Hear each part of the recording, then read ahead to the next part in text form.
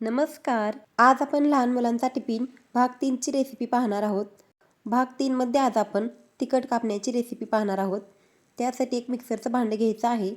त्याच्यामध्ये 1 चमचाभर ओवा, 1 चमचाभर जिरे आणि 10 ते 15 लसूण पाकळ्या सोललेल्या त्याच्यामध्ये टाकायच्या व 4 हिरवी मिरची त्याच्यामध्ये टाकायची आणि थोडी कोथिंबीर त्याच्यामध्ये टाकायची आणि मिक्सरमधून बारीक करून घ्यायचे. नंतर एक पाटी घ्यायची, त्याच्यामध्ये 1 वाटी गव्हाचे पीठ टाकायचे व 1 छोटी वाटी ज्वारीचे पीठ त्याच्यामध्ये टाकायचे. नंतर 1 छोटी वाटी बेसन पीठ त्याच्यामध्ये टाकायचे आणि नंतर त्याच्यामध्ये अर्धा चमचा हळद टाकायची. हळद टाकल्यानंतर त्याच्यामध्ये बारीक करून घेतलेले जिरे, ओवा, लसूण आणि हिरवी मिरची त्याच्यामध्ये टाकायची आणि नंतर त्याच्यामध्ये बारीक चिरून घेतलेली कोथिंबीर टाकायची. कोथिंबीर टाकल्यानंतर त्याच्यामध्ये चवीपुरते मीठ टाकायचे. इथे मी 1 चमचाभर मीठ त्याच्यामध्ये टाकलेले आहे व नंतर एका तडका पॅनमध्ये 4 चमचे तेल गरम करण्यासाठी ठेवायचे आणि ते गरम तेल त्याच्यामध्ये वतायचे आणि मिक्स करून घ्यायचे. तेल ओतल्यानंतर सर्व साहित्य एकत्र छान असे मिक्स करून घ्यायचे व नंतर त्याच्यामध्ये 1 चमचा तीळ टाकायचे आणि पाणी ओतून आपल्याला पीठ मळून घ्यायचे आहे. पीठ आपल्याला जास्त घट्टसरही नाही व जास्त पातळही नाही, अशा पद्धतीने मळून घ्यायचे आहे.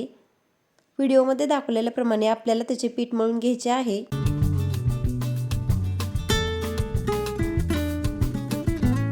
जर पीठ जास्त घट्ट झाले तर आपल्या तिखट कापण्या कडक होतील.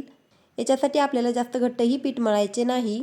नंतर आपल्याला गॅसवरती एक पॅन किंवा कढई ठेवायची आहे व त्याच्यामध्ये तेल वतायचे व तेल गरम करण्यासाठी ठेवायचे व एक मध्यम आकाराचा हुंडा घ्यायचा आणि त्याची आपल्याला मध्यम आकाराची पुरी लाटून घ्यायची आहे. जास्त मोठीही नाही किंवा जास्त बारकीही नाही व पुरी जास्त पातळही लाटायची नाही व जास्त ती जाडसरही ठेवायची नाही. अशी मध्यम जाडीची लाटून घ्यायची आहे. लाटून झाल्यानंतर ती आपल्याला चाकूने कट करायची आहे व एका पुरीचे आपल्याला 4 भाग करायचे आहेत व तेल गरम झाल्यानंतर त्याच्यामध्ये आपल्याला व त्या 4 कापण्या आपल्याला तेलामध्ये सोडून घ्यायच्या आहेत.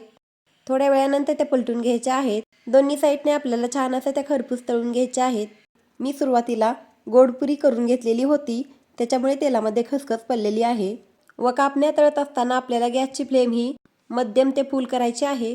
जास्त कमी गॅसवरती आपल्याला त्या कापण्या तळून घ्यायच्या नाहीत.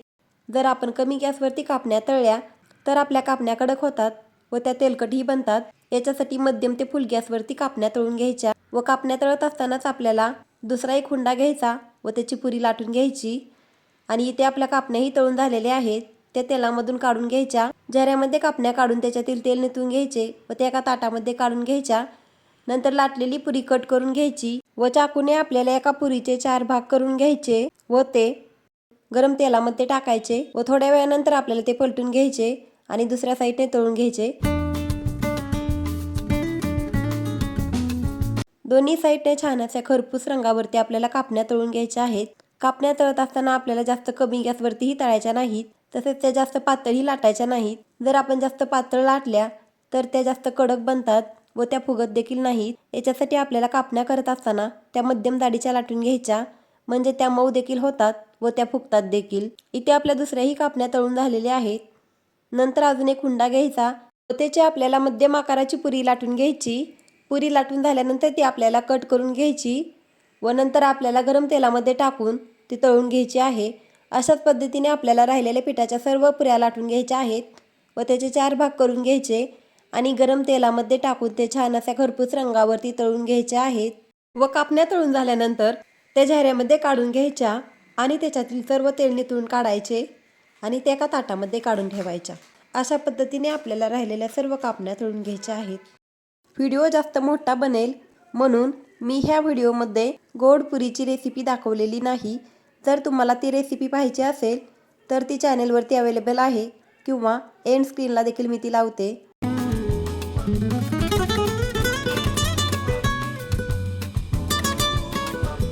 व तुम्ही एक वेळेस 4 ते 5 पुऱ्या लाटून त्या कट करून ठेवू शकता व एका वेळेस 5 ते 6 कापण्या तेलामध्ये टाकून त्या तळू शकता. इथे मी नंतर 6 कापण्या तेलामध्ये टाकून त्या तळून घेतलेल्या आहेत. पॅनमध्ये जेवढ्या कापण्या बसतील तेवढ्या आपण त्याच्यामध्ये टाकून त्या तळून घेऊ शकतो. तुम्ही इथे पाहू शकता कापण्या छान अशा फुगलेल्या आहेत व इथे आपल्या तिखट कापण्या बनवून तयार झालेल्या आहेत. गोड पुऱ्या तर मी अगोदरच बनवलेल्या होत्या. त्या पुऱ्या बनवण्यासाठी कोणते कोणते साहित्य घेतलेले होते ते साहित्य आपण पाहू. 1 वाटी गूळ, 1 वाटी गव्हाचे पीठ, 1 छोटी वाटी ज्वारीचे पीठ, 1 छोटी वाटी बेसन पीठ, खसखस, भाजलेली बडीशोप आणि 3-4 वेलची घेतलेली आहे. गुळामध्ये पाणी ओतायचे, खसखस वेलची बारीक करून घ्यायची व पिठामध्ये टाकून गुळाचे पाणी त्याच्यामध्ये ओतून पीठ मळून घ्यायचे व खसखस लावून एक मोठ्या आकाराची चपाती लाटून घ्यायची. ग्लासच्या आकाराने छोट्या छोट्या पुऱ्या कट करून घ्यायच्या व त्या तळून घ्यायच्या. इथे आपला टिफिन बॉक्सही भरून तयार झालेला आहे. तुम्हाला जर गोडपुरीचा व्हिडिओ पाहायचा असेल तर मी एंड स्क्रीनला लावते. धन्यवाद.